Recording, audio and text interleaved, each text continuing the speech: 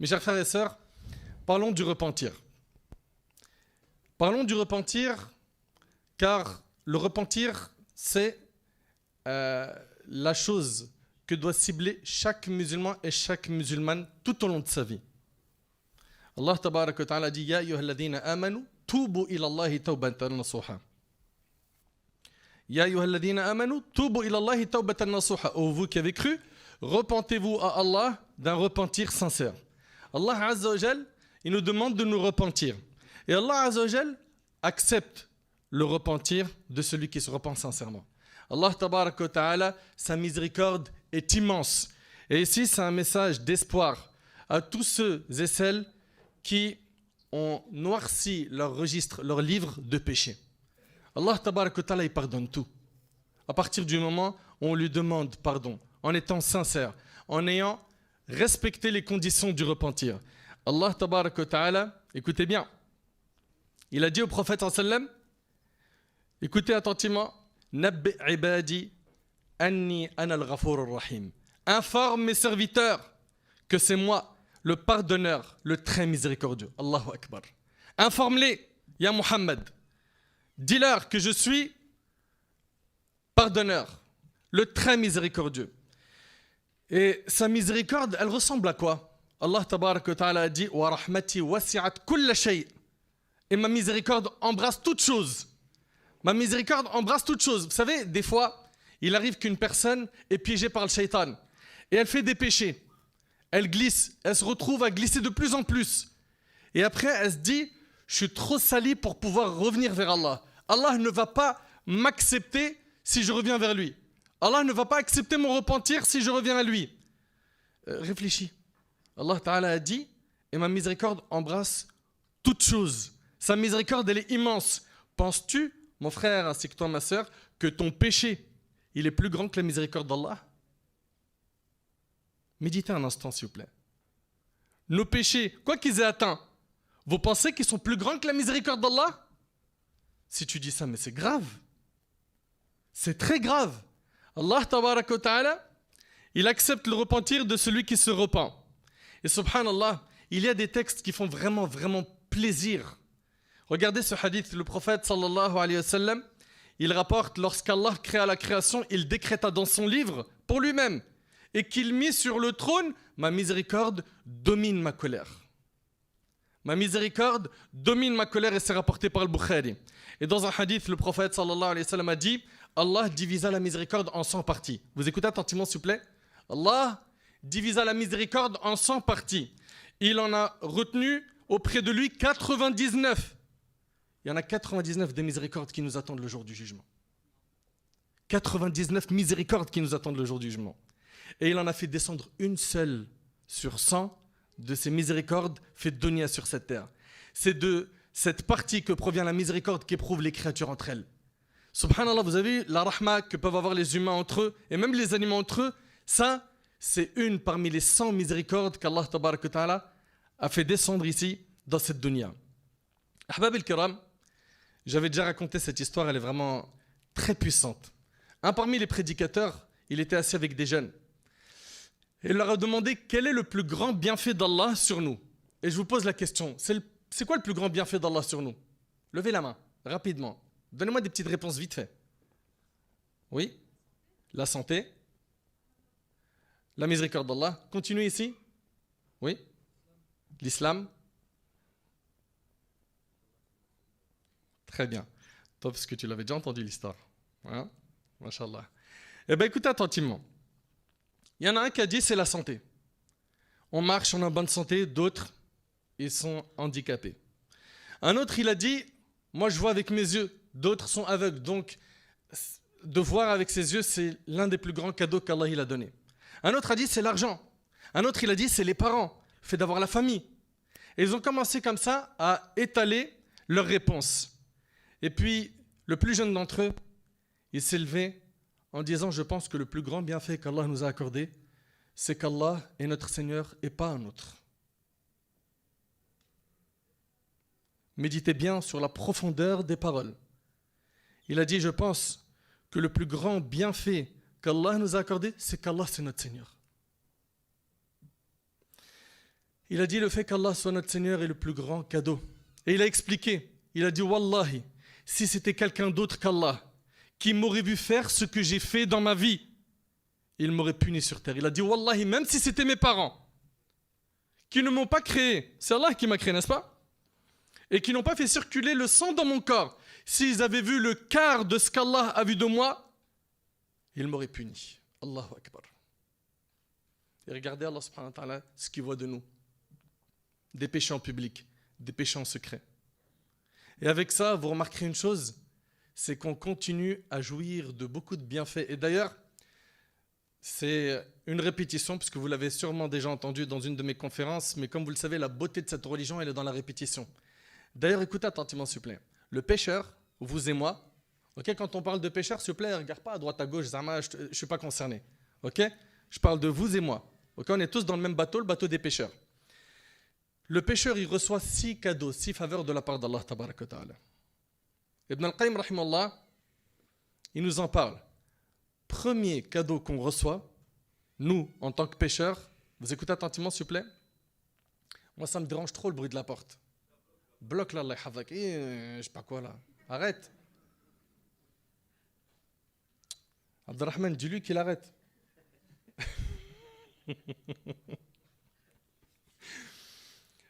Ibn al-Qayyim, rahimahullah, il nous relate donc ces 6 cadeaux qu'on reçoit de la part d'Allah. Le premier cadeau que reçoit le pécheur, vous et moi, de la part d'Allah, c'est qu'Allah subhanahu wa ta'ala est doux avec le pécheur. Car si Allah subhanahu wa ta'ala avait voulu, il aurait puni sur terre tout de suite le pécheur, il l'aurait puni dans l'immédiat. Ou bien il aurait repris sa vie dans l'immédiat. Est-ce qu'Allah il est capable de faire cela ou pas? T'imagines à chaque fois que tu fais un péché, tout de suite, tu as un malheur qui te touche. Combien de fois on a fait des péchés et puis il n'y a rien qui se passe, il n'y a pas un malheur qui me touche. Bon, il peut arriver des fois qu'il y a un malheur qui te touche. Deuxièmement, et ça c'est le deuxième cadeau qu'on reçoit nous en tant que pécheurs, c'est qu'Allah il continue à nous donner de ses bienfaits. Il pourrait nous priver de notre santé, de manger, de boire. Oui ou non? On le sait très bien que notre mère, qui nous a mis au monde, il nous verrait comme ça tout le temps désobéir, il ferait quoi? Vous savez que des fois les parents ils sévissent, ils disent bon, là tu seras privé de telle chose, tu seras privé de telle autre. Et Allah tabarak wa ta'ala il continue à te donner de ses bienfaits. Subhanallah. On lui désobéit et on est noyé dans les bienfaits d'Allah subhanahu wa ta'ala. Troisième cadeau, et j'aimerais bien que vous soyez très attentifs à ce cadeau-là, c'est qu'Allah subhanahu wa ta'ala il continue. Troisième cadeau, c'est qu'Allah couvre nos péchés alors qu'on lui désobéit. Imagine Allah il nous scandalise. Imagine quand tu es en train de désobéir à Allah en secret avec ton smartphone, avec une tablette, un ordi. Imagine à ce moment-là, tu es dévoilé.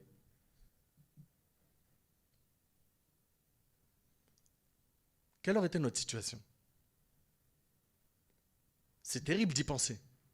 C'est vrai, c'est pas vrai. Mais Allah, tabarak wa ta'ala, le généreux, le miséricordieux, il cache nos péchés. Et c'est pas tout. Et il récompense ceux qui cachent nos péchés. Allahu Akbar. Méditez bien sur ce point. On a bien un hadith que celui qui cache les défauts de son frère, dans cette vie, Allah il lui cache les siens le jour du jugement, oui ou non? Donc subhanallah, il cache mes péchés. Il cache mes péchés. Je désobéis à Allah. Allah il le récompense. Allahu Akbar. Subhanaka Rabb. Ajib wallahi. Pendant une période de sécheresse où tout le monde attendait la pluie avec impatience, le prophète Moussa alayhi salam, vous connaissez le prophète Moussa alayhi salam? Il est sorti avec 70 000 personnes afin de demander à Allah subhanahu wa ta'ala la pluie, de sauver son peuple qui souffrait de la sécheresse. Allah tabarak wa ta'ala lui a fait savoir que la pluie ne tomberait pas tant que parmi eux se trouvait un homme grand désobéissant, dont les grands péchés et la désobéissance étaient une malédiction qui privait la faveur des pluies. Cet homme, il avait désobéi à Allah pendant 40 ans. Pendant 40 ans. Donc Allah subhanahu wa ta'ala recommanda à Moussa de l'éloigner de leur terre. Sortez cet homme qui est une malédiction, sa présence fait que la pluie ne tombera pas. Sortez-le du groupe des 70 000. Vous suivez? Donc, Ils sont 70 000 et à cause d'une personne, la pluie ne tombe pas. Moussa, il rassemble ses sujets et il les a mis au Coran de la raison de l'absence des pluies. Le pécheur qui se trouvait parmi l'assemblée, il n'a pas osé se distinguer, il n'a pas osé dire c'est moi. Vous imaginez un peu, essayez d'imaginer que vous êtes à sa place et que vous allez sortir comme ça d'un groupe où tout le monde sait que c'est à cause de vous que la pluie ne tombe pas, c'est à cause de vos péchés. C'est humiliant, on est d'accord? Subhanallah. Et cet homme, bien sûr, il a senti une très grande gêne. Et qu'est-ce qu'il a fait? Il a demandé pardon à Allah tabaraka ta'ala. Il a demandé à Allah subhanahu wa ta'ala de lui pardonner, de lui effacer ses péchés. Et il a promis à Allah de ne plus y retomber. Et il a dit à Allah, ne dévoile pas ma désobéissance. Sois clément avec moi. Qu'est-ce qui est arrivé à ce moment-là? La pluie a commencé à tomber.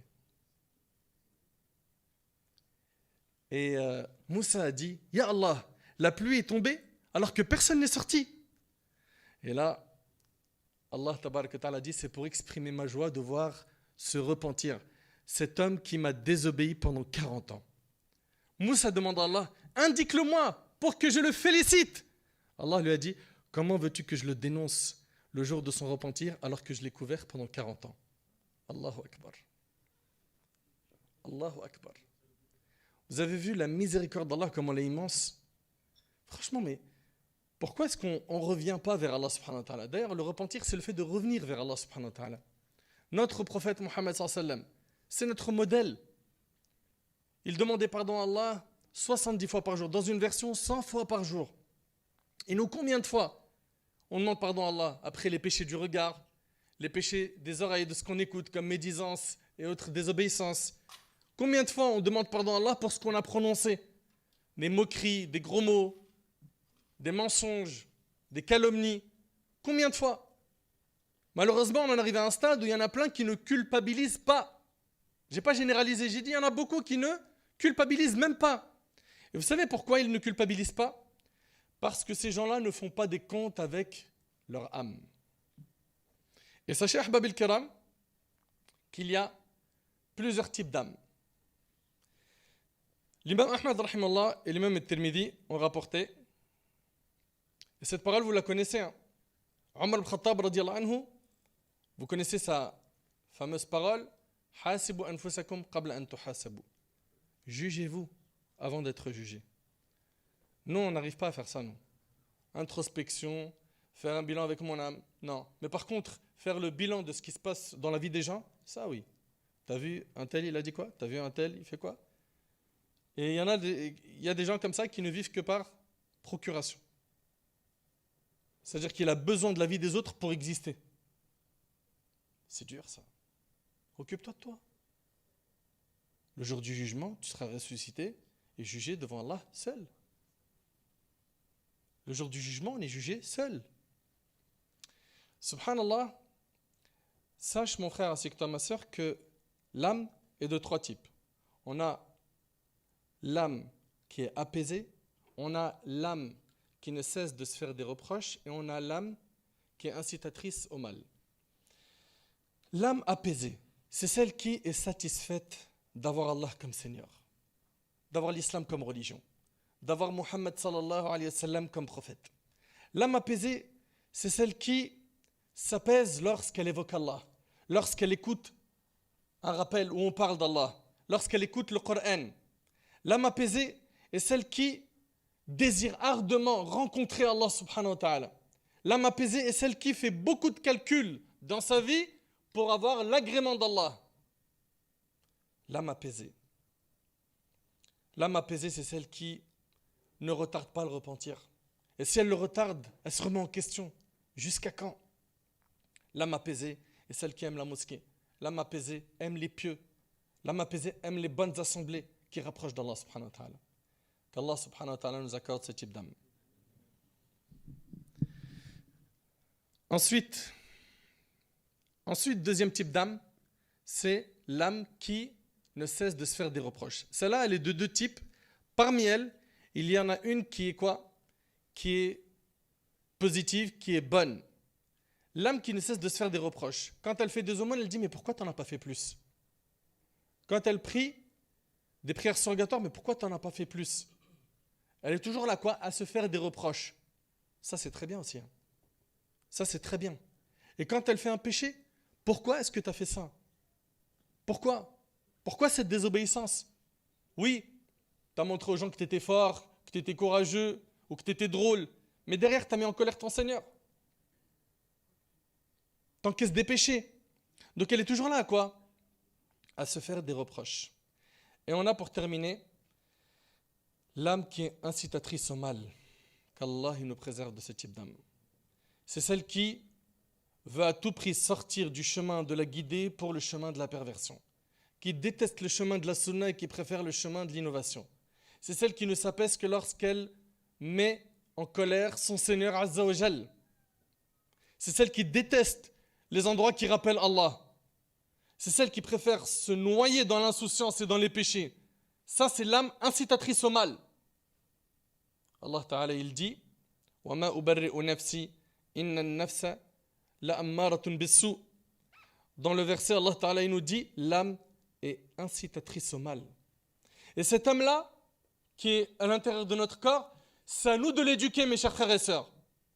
C'est à nous de la prendre en main et de lui montrer la direction à suivre.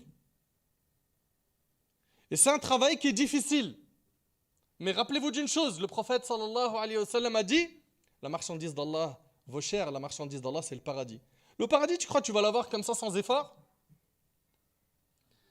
Donc ici, cette âme qui est en toi, si tu ne l'occupes pas dans l'obéissance d'Allah, le diable l'utilisera pour la corrompre, pour l'éloigner de la miséricorde d'Allah subhanahu wa ta'ala, pour l'éloigner du chemin d'Allah.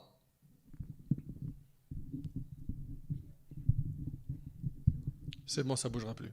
N'étez pas attaché. Vous ne faites pas bien votre travail, hein, d'arrive-toi. Signal. Mahdi, signal. Ah, Nordine, n'importe quoi. Rabbi yahdik Nordine. T'aimes bien ça, Karim, hein, quand tout le monde prend comme ça. Hein?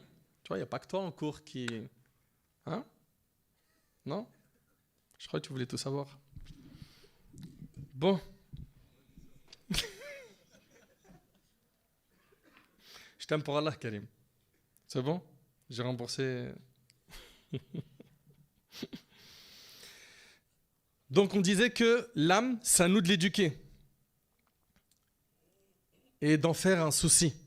Subhanallah, il y a une histoire qui... avant cette histoire, à chaque fois que tu fais une action, pose-toi des questions. Interpelle ton âme. Pourquoi est-ce que tu as pris la parole? Pourquoi est-ce que tu es venu? Pourquoi as-tu gardé le silence? Pourquoi as-tu parlé à ce moment-là? Pourquoi tu fais cette action? Toujours sois quoi? En train de contrôler les actes de ton âme, de revoir ton intention. Pourquoi? Pourquoi est-ce que tu fais ça? Afin de quoi? D'être parmi les gagnants yawm al-qiyamah. Subhanallah, Maïmoun ibn Mahran, rahimallah, il dit, le serviteur n'atteindra le degré de la piété que lorsqu'il, écoutez attentivement, fera les comptes avec son âme comme font deux associés entre eux pour voir ce qu'il en est de leur commerce. Vous avez vu les associés quand ils s'assoient pour faire les comptes? C'est à la virgule, n'est-ce pas? Au centime près. Eh bien toi, tu te dois de faire les comptes avec ton âme de la même manière que deux associés font les comptes entre eux. Il dit, l'homme n'atteindra, il dit, c'est rahmallah, le serviteur atteindra le degré de la piété que lorsqu'il fera les comptes avec son âme, comme deux associés font les comptes entre eux. Allahu Akbar. Subhanallah. Aïcha radiallahu ta'ala anha. Vous la connaissez? Il s'agit de la femme du prophète sallallahu alayhi wa sallam. Cette femme pieuse qui a été innocentée de dessus des sept cieux. Aïcha radiallahu ta'ala anha, un parmi les musulmans, il lui pose la question sur le verset suivant, Thumma awrathna al-kitab. Un parmi les pieux lui pose la question sur le verset suivant, Thumma awrathna al-kitab alladhina astafayna min ibadina, faminhum zalimun li nafsihi, wa minhum muqtasid, wa minhum sabiqun bil khayrat bi'idhnillah. ومنهم سابق بالخيرات بإذن الله ذلك هو الفضل الكبير. Donc ici, dans ce verset, Allah Ta'ala il dit, ensuite, nous fîmes héritiers du livre ceux qui de nos serviteurs que nous avons choisis. Il en est parmi eux qui font du tort à eux-mêmes. Donc parmi les serviteurs d'Allah, il y en a qui se font du tort à eux-mêmes. Ok? D'autres, nous dit Allah, qui se tiennent sur une voie moyenne. Et d'autres, avec la permission d'Allah, devancent tous les autres par les bonnes actions. Donc on voit ici que les gens sont de trois types. Ceux qui se font du tort à eux-mêmes, ceux qui sont sur la voie moyenne et ceux qui devancent les autres par les bonnes actions. Donc ce musulman, il demande à Aïcha radiallahu anha, Ma ma'naha ya ummah. Que signifie ce verset ô mère? Aïcha lui a dit, Amma sabiq bil khayrat, ceux qui ont devancé les autres par les bonnes actions. Elle lui a dit, Faqawmun, sabaqu ma'a rasulillahi sallallahu alayhi wa shahida lahum bil jannah. Ce sont des gens qui ils se sont concurrencés dans le bien. Ils vivaient au temps du prophète sallam, ils ont fait le bien. Et le prophète sallam a témoigné pour eux qu'ils seront au paradis. Il a dit concernant les gens, elle a dit ensuite concernant les gens qui se tiennent sur une voie moyenne, elle dit فَقَوْمٌ سَارُوا عَلَى دَرْبِهِ وَمَاتُوا عَلَى ذَلِكَ. Ce sont des gens qui ont suivi le chemin du prophète sallam et ils sont morts sur cela. Vous suivez? C'est des gens qui ont suivi le prophète sallam, ils ont suivi son modèle et ils sont morts sur cela. Elle a dit أَمَّا الظَّالِمُ لِنَفْسِهِ. Elle a dit أَمَّا الظَّالِمُ لِنَفْسِهِ. Quant à ceux qui se sont fait du tort à eux-mêmes, فَمِثْلِي وَمِثْلُكَ. Il s'agit des gens comme moi et comme toi. Qu'est-ce qu'on voit ici? Qu'est-ce qu'on voit ici? Allô, je vous parle. Aïcha radiallahu anha, c'est la femme du prophète sallallahu alayhi wa sallam, oui ou non? Elle est pieuse. Elle ne se jette pas des fleurs.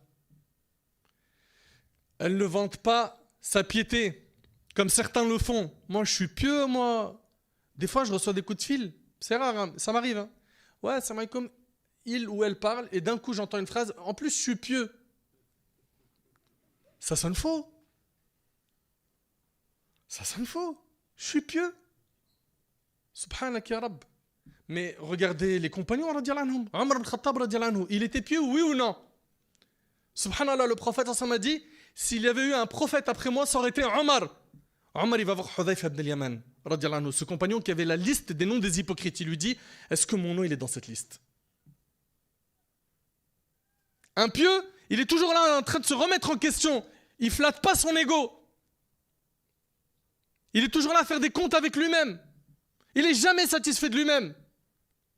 Ça, c'est quelqu'un de pieux. Par contre, quelqu'un qui s'est égaré, c'est quelqu'un qui dit « Moi, je suis un savant. Moi, je suis un pieux. Moi, je suis sincère. » C'est quoi ça? « Fala tuzakku anfusakum. Huwa a'lamu biman ittaqa. » Allah Ta'ala, il dit « Ne vantez pas vous-même votre propre pureté. » Allah sait qui est parmi vous pieux. Enfin, on voit ici que Aïcha radiallahu ta'ala anha, elle ne s'est pas vantée de sa piété et de sa pureté. Et à nous de prendre ce chemin. Tant que tu reconnais que tu fais des fautes, tu pourras avancer.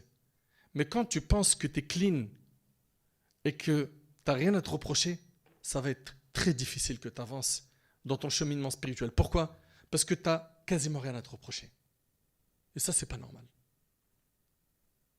C'est pas normal. Les pieux prédécesseurs, rahimahumullah, attention, ils faisaient des comptes avec eux-mêmes, d'accord? Mais ça ne veut pas dire par là qu'on doit quoi? Désespérer de la miséricorde d'Allah. Non. Nous, on sait ce qu'on vaut. Okay. Moi, je parle pour moi, d'accord? Je parle pour moi, comme ça, personne dit, ouais, t'es là, j'aime trop les gens quand ils sont là en train de te dire, t'es qui pour juger? T'es qui pour juger? Je me juge moi, c'est bon? Moi. Je me connais personnellement et je me juge moi-même. Voilà. Moi, j'implore Allah subhanahu wa ta'ala de me faire miséricorde et de me pardonner mes fautes. Et d'accepter de ma part ce que je fais. Parce que si Allah subhanahu wa ta'ala il n'accepte pas, vous croyez que ce qui est, comment dirais-je, récompensé, vous croyez que ce qui compte, c'est le nombre d'actions le jour du jugement? Ce n'est pas le nombre, c'est la qualité de l'action. C'est la qualité. Qu'est-ce qu'il y avait comme sincérité derrière?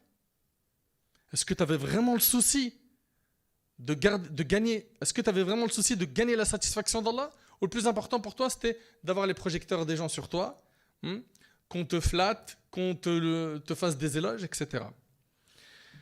Subhanallah, regardez ici, Omar ibn Khattab, radiallahu ta'ala anhu, il est sur son lit de mort, après qu'il avait été poignardé.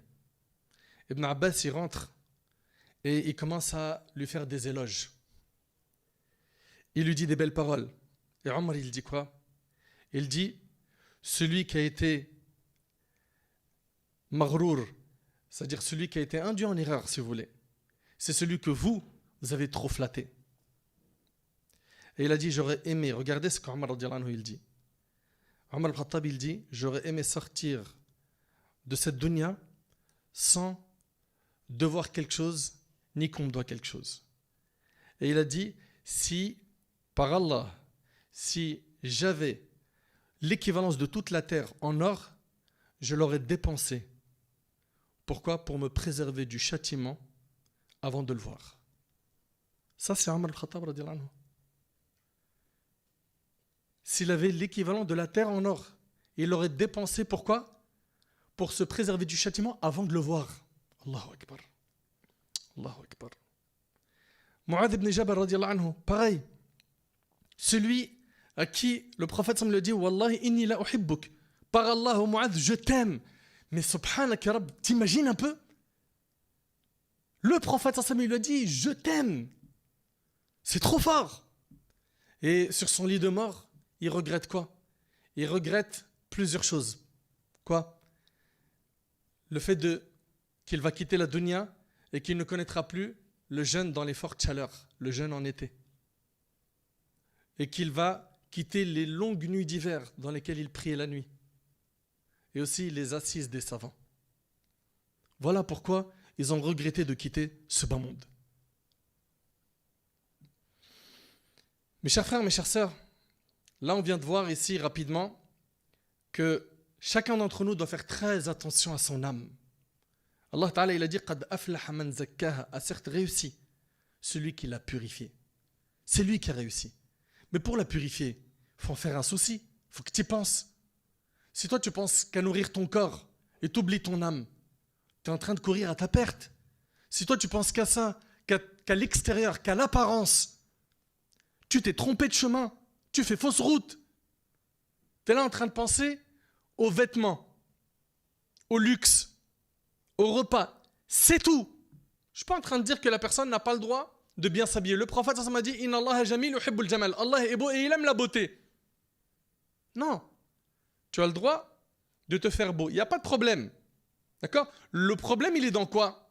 Le problème ici, il est dans le fait que la personne se soucie d'une seule chose, c'est quoi? Son apparence. Que ça.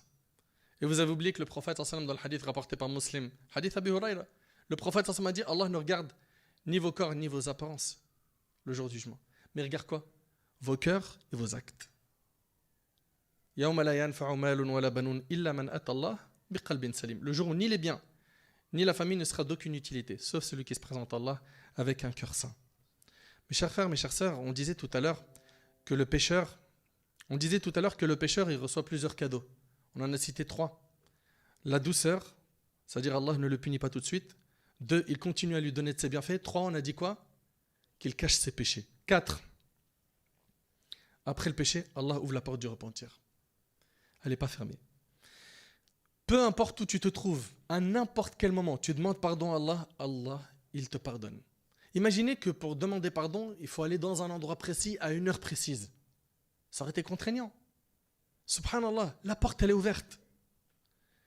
5e, et ça c'est le 5e cadeau, Allah change les mauvaises actions en bonnes. Méditez bien s'il vous plaît sur ce point. C'est-à-dire une personne qui a désobéi à Allah pendant 51 ans. Pendant 51 ans, la personne n'a fait que des péchés. D'accord? Perversion, péché, etc.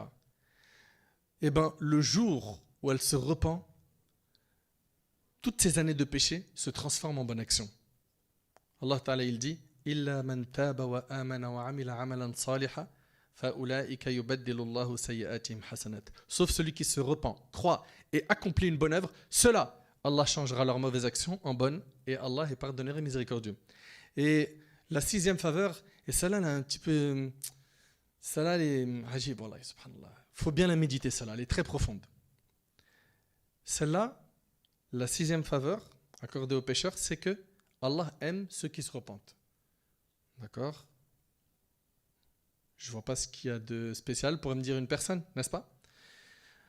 Bah écoutez bien, une personne qui a désobéi à Allah pendant 10 ans, 20 ans, 30 ans, 40 ans par exemple. Le jour où elle revient à Allah, Allah non seulement il lui pardonne, mais en plus de ça, il l'aime. Allah il lui pardonne, mais en plus de ça, il l'aime. C'est-à-dire, essaye d'imaginer, on va prendre un exemple d'un voisin. Un voisin avec qui c'était tendu pendant des décennies. C'est parti jusqu'à des tribunaux, des menaces. C'était compliqué avec ce voisin. C'était très, très, très, très dur. T'en as encaissé de toutes les couleurs avec lui. Ok? Ça a été difficile de le supporter. Il a fait la misère à ta femme, la misère à tes enfants, des insultes, des calomnies, des rumeurs sur les réseaux sociaux. Ça a pris une ampleur, mais c'était vraiment quelque chose d'insupportable. Puis après 30 ans de guerre, il tape à ta porte, il te dit, sans rancune.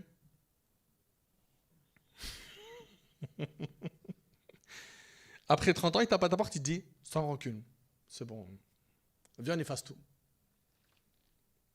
Là, on voit tout de suite que c'est un exercice super dur, oui ou non? Pendant 30 ans, tu m'as fait la misère. Et là, tu tapes, tu me dis sans rancune. Bah, regardez bien. Avec Allah, tabaraka wa ta'ala, peu importe le nombre d'années dans lequel tu as été désobéissant, le jour où tu reviens à lui, non seulement il te pardonne, mais c'est pas tout. Il t'aime. T'imagines un peu si toi tu l'ouvres la porte, tu lui dis pas de problème mon voisin, je t'aime. C'est un exercice, il est fort ou pas? Oui ou non? Et bien là, Allah Ta'ala il nous dit Inna Allah yuhib at-tawwabin wa yuhib al-mutatahhirin. Allah aime ceux qui se repentent et il aime ceux qui se purifient. Allahu Akbar.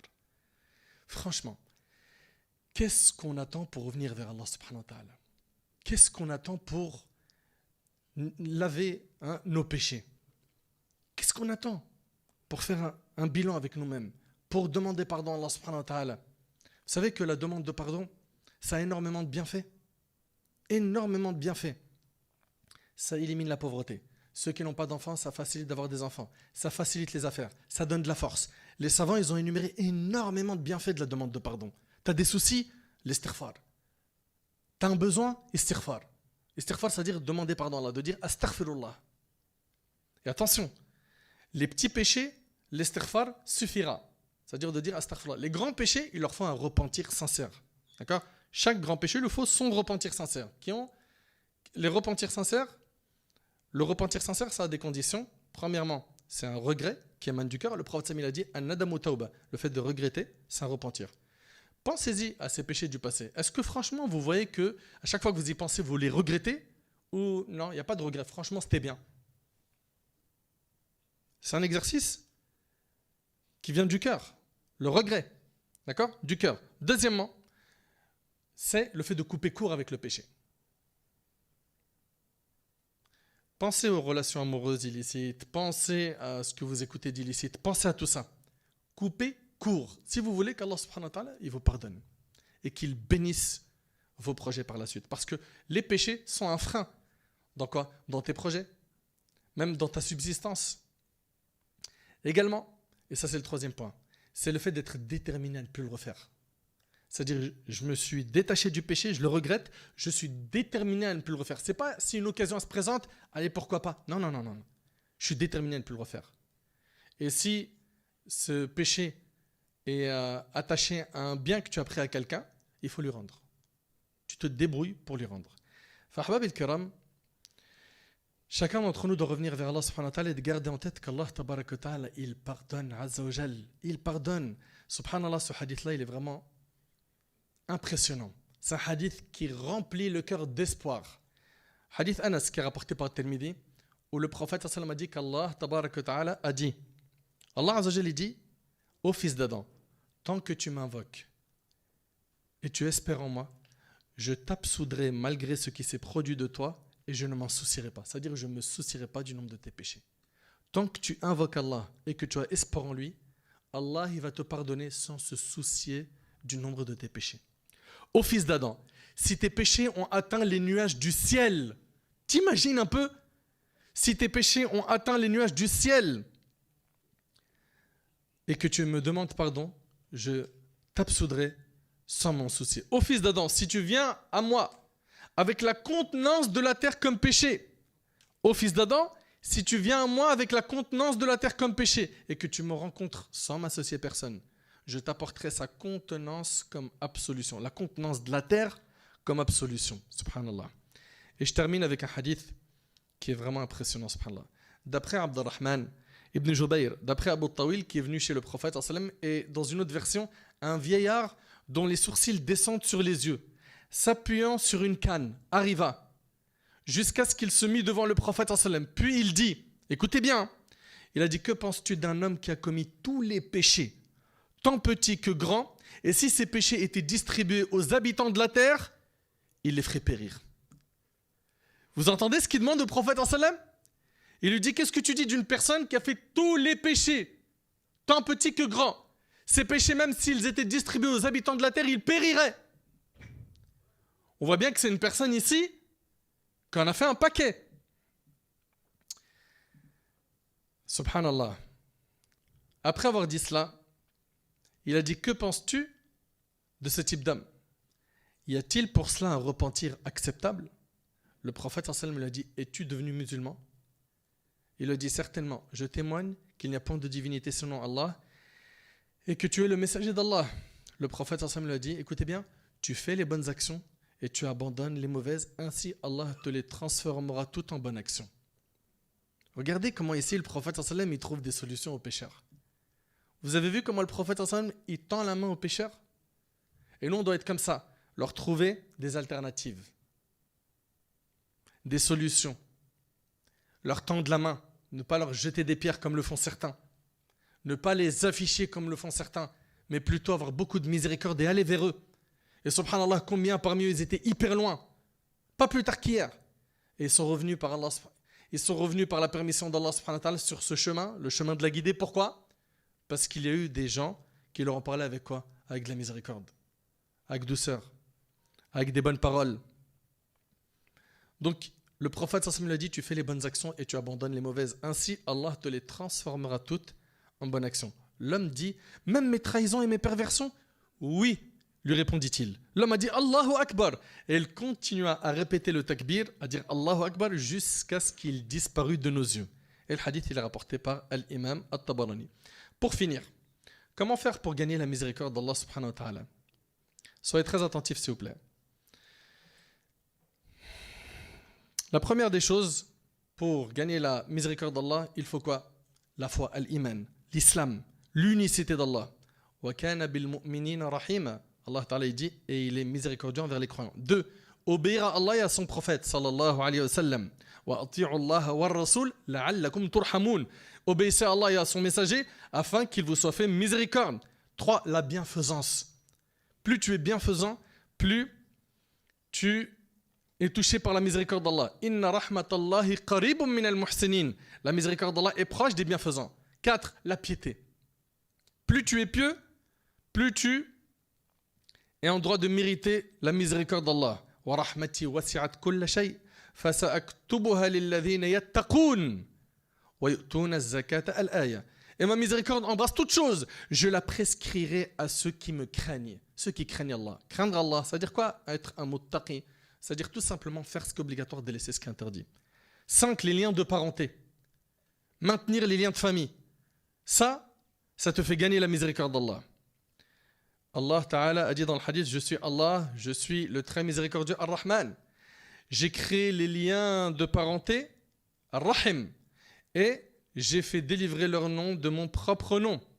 Et j'ai fait dériver leur nom de mon propre nom, celui qui les préservera. C'est-à-dire, il préserve les liens de parenté, je le préserverai. Et celui qui les corrompra, et celui qui les rompra, je romprai avec lui, rapporté par Tirmidhi. Aussi, parmi les moyens de gagner la miséricorde d'Allah, le fait de chercher sa miséricorde. Dans le hadith de Thawban, le prophète a dit, le serviteur recherche certainement la satisfaction d'Allah et il reste comme cela. Puis Allah dit alors à Jibril, mon serviteur un tel cherche à me satisfaire. Ma miséricorde est certes sur lui. Subhanallah. Le hadith il est rapporté par Ahmed. Aussi la patience face aux épreuves. وبشر الصابرين الذين إذا أصابتهم مصيبة قالوا إنا لله وإنا إليه راجعون أولئك عليهم صلوات من ربهم ورحمة وأولئك هم المهتدون. Et fait la bonne annonce aux endurants qui disent quand un malheur les touche Inna lillah wa inna ilayhi raji'un. Ça veut dire certes nous appartenons à Allah et c'est à lui que nous retournerons. Ceux-là reçoivent des bénédictions de leur Seigneur ainsi que la miséricorde. Ils ont patienté face aux épreuves. Et ceux-là sont les bien guidés. Également, pour recevoir la miséricorde, sois miséricordieux envers les gens. Le prophète a dit, ceux qui sont miséricordieux, Allah sera miséricordieux envers eux. Soyez miséricordieux envers les habitants de la terre. Celui qui est dans le ciel sera miséricordieux envers vous, rapporté par Abu Daoud selon Ibn Amr. Et également, et ça c'est le dernier point, c'est le dua. Demandons à Allah subhanahu wa ta'ala dans le dua et faisons de ce souci un grand souci, celui d'avoir la miséricorde d'Allah subhanahu wa ta'ala. Le dua. Demandons à Allah pendant ce sujoud, à tout moment, Ya Rab, fais-moi miséricorde. Ya Allah, j'ai besoin de ta miséricorde. وأيوب إذ نادى ربه أني مسني الضر وأنت أرحم الراحمين فاستجبنا له فكشفنا ما به من ضر وآتيناه أهله ومثلهم معهم رحمة من عندنا وذكرى للعابدين. Et Ayoub, quand il implora son Seigneur, le mal m'a touché, mais toi tu es le plus miséricordieux des miséricordieux. Nous l'exaucâmes, enlevâmes le mal qu'il avait, lui rendîmes les siens et autant qu'eux avec eux par miséricorde de notre part et en tant que rappel aux adorateurs. Regrettons les péchés qu'on a commis et après la conférence, immédiatement, on fait un point avec nous-mêmes et on commence à se fixer des objectifs sérieux. L'objectif principal de ta vie, c'est l'éducation de ton âme. Comment je vais m'y prendre? Je vais soigner les obligations. Je vais m'écarter des interdits. Je vais multiplier le fait de faire des prières surrogatoires, des sunnas de manière générale. Je vais fréquenter des pieux. Je vais apprendre mon dîn. Je vais écouter plus de rappels. Et petit à petit, en faisant des efforts, tu verras qu'Allah Ta'ala t'ouvrira les portes qui mènent à lui. J'implore Allah Subhanahu wa Ta'ala de nous pardonner, de nous faire miséricorde. J'implore Allah Subhanahu wa Ta'ala de faire de nous des gens pieux. J'implore Allah Subhanahu wa Ta'ala, excusez-moi. J'implore Allah Azza wa Jal d'accepter de notre part, Allah Subhanahu wa Ta'ala